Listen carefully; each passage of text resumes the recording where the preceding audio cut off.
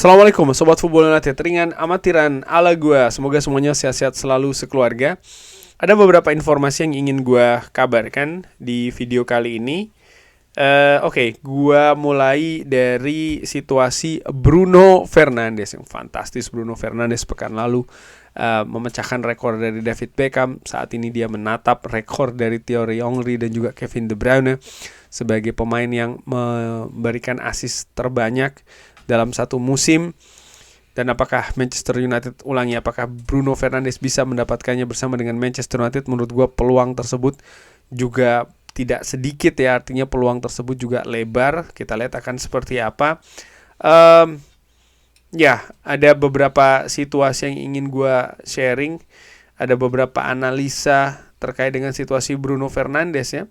Bagaimana chance created Bruno Fernandes di Premier League musim ini jauh meninggalkan nama-nama lain di Premier League ya, luar biasa. Bisa dilihat itu Sobat Football United, gue ambil ini cuplikannya dari sebuah akun di sosial media, United Report, yang mendapatkan ini juga dari Sky Sport ya. Bagaimana Bruno Fernandes sangat jauh meninggalkan pemain-pemain lain yang ada di Premier League dalam urusan chance created, baik itu dari chance created dan juga dari open play ya. Luar biasa nih pencapaian dari Bruno Fernandes. Bahkan Thierry Henry yang sampai dengan saat ini mencatatkan namanya bersama dengan Kevin De Bruyne ya, sebagai pemain yang memberikan assist terbanyak dalam satu musim. Kala itu bersama dengan Arsenal tentu saja. Dia memberikan pujian kepada Bruno Fernandes. Dia tidak hanya bermain sepak bola, dia berpikir. Memang Bruno ini sangat fantastis. Dan dari Optajo juga memberikan informasi kalau Bruno Fernandes yang sampai dengan sejauh ini memberikan 16 assist bagi Manchester United di musim ini. Dari 16 assist tersebut memberikan kemenangan sebanyak ataupun memberikan poin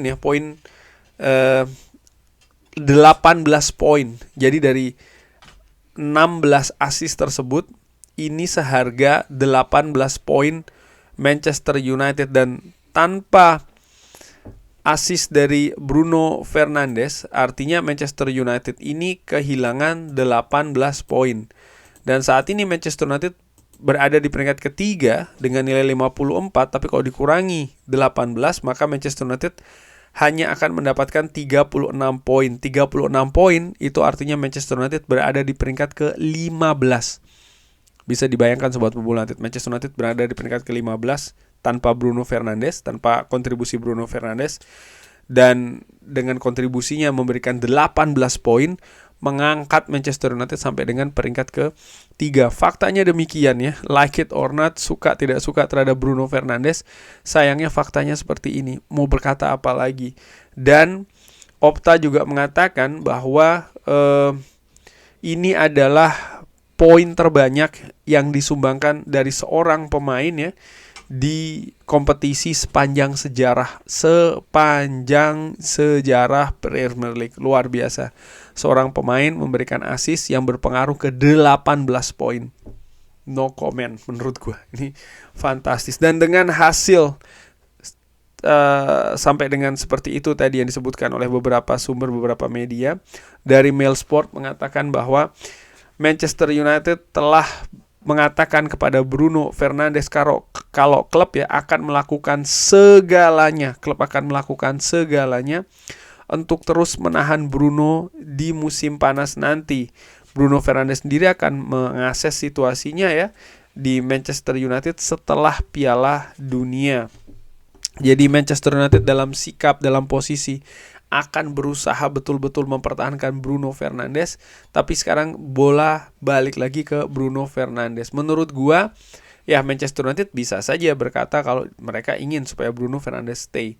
Tapi menurut gue itu saja tidak cukup. Bagaimana rencana terhadap Bruno Fernandes, lalu juga rencana terhadap klub, squad seperti apa, siapa yang akan menjadi head coach selanjutnya di Manchester United, posisi manajemen dalam situasi ini terhadap squad, terhadap Bruno Fernandes, terhadap tim kepelatihan, ini juga sangat menentukan. 3 tahun secara berurutan Bruno Fernandes didekati oleh klub dari Saudi Pro League. Diperkirakan oleh Fabrizio Romano, musim ini pun juga kemungkinan besar Saudi Pro League akan kembali berusaha untuk merayu Bruno untuk meninggalkan Manchester United. Bruno Fernandes kontraknya masih akan sampai dengan tahun 2027 dengan opsi perpanjangan 1 tahun lagi. Bagaimana komitmen dari Manchester United?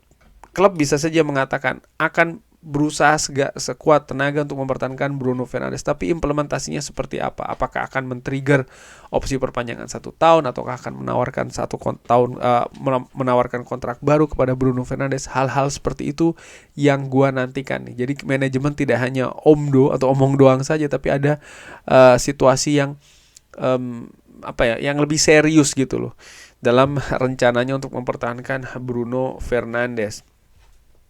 Rencana juga yang disebutkan bahwa Manchester United dari Alex Kruk ya, disebutkan Manchester United berencana untuk mendatangkan 1 bek kiri lalu 2 gelandang di musim panas nanti. 2 gelandang, ya ini sudah situasi yang sangat ramai di media dibahas juga ya.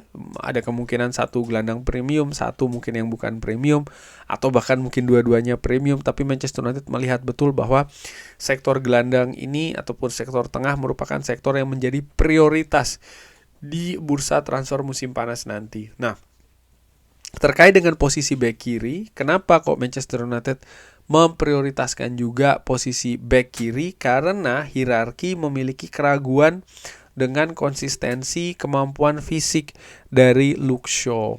Luke Shaw dalam beberapa situasi terakhir menurut gue tampil cukup oke di Manchester United, tapi kalau melihat history ataupun catatan rekor dari Luke Shaw sendiri ya memang dia cukup rentan cedera ya, sehingga sangat wajar manajemen Manchester United melihat kemungkinan-kemungkinan lain. Ini juga dihadapkan dengan situasi yang kemungkinan akan menjadi situasi yang akan menjadi kenyataan. Manchester United musim depan akan berlaga di kompetisi yang lebih banyak lagi ya kan. Jadi ya untuk memiliki hanya Luke Shaw saja di bek kiri ini bukan opsi yang menurut gua wise ataupun bijaksana. Dan kabar terakhir yaitu ini dari Samuel Luhrs ya, dari The Sun. Manchester United berencana untuk menjual 2 kipernya sekaligus, Andre Onana dan Altay Bayindir. Wow, ini situasi yang menurut gua situasi yang kejutan ya. Karena kalau ini yang terjadi, maka Manchester United akan merombak posisi penjaga gawang. Kenapa? Gue tidak hanya melihat Andre Onana dan juga Altay Bayindir, Tom Heaton pun kontraknya akan berakhir di musim panas nanti, dengan kabar yang juga sangat kencang beredar kalau dia akan selesai posisinya di penjaga gawang dan akan memiliki peran lain ini di klub.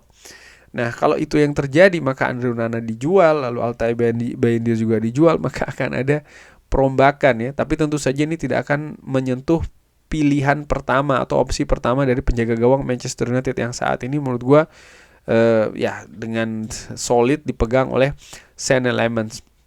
Gue sendiri melihat untuk posisi penjaga gawang, Andre Onana jelas ya sudah tidak dibutuhkan lagi oleh klub, tapi Altay Bayindir yes or no menurut gue. Kalau Manchester United mencari pengganti dari Altay Bayindir ya mendatangkan kiper yang memang berposisi sebagai kiper nomor 2 gitu, dan juga mencari penjaga gawang untuk nomor 3, di mana ada beberapa pendapat misalnya yang menyebutkan ya mendatangkan kiper muda segala macam. Gue berpikir justru bukan kiper muda, gue justru berpikir kiper senior ya, yang punya pengalaman bermain di Premier League tentu saja, yang bisa memberikan rotasi sekaligus juga backup kepada Senne Lammens. Karena kalau kiper muda, sering gue katakan ada pemain muda terutama kiper, utamanya itu adalah perkembangan karirnya, dan itu didapatkan dengan menit bermain yang lebih tinggi. Menjadi pilihan kedua apalagi pilihan ketiga bukan situasi yang ideal bagi pemain muda, terutama untuk posisi penjaga gawang ya, untuk berkembang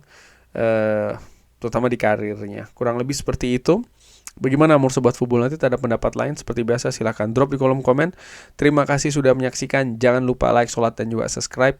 Wassalamualaikum warahmatullahi wabarakatuh. Thank you.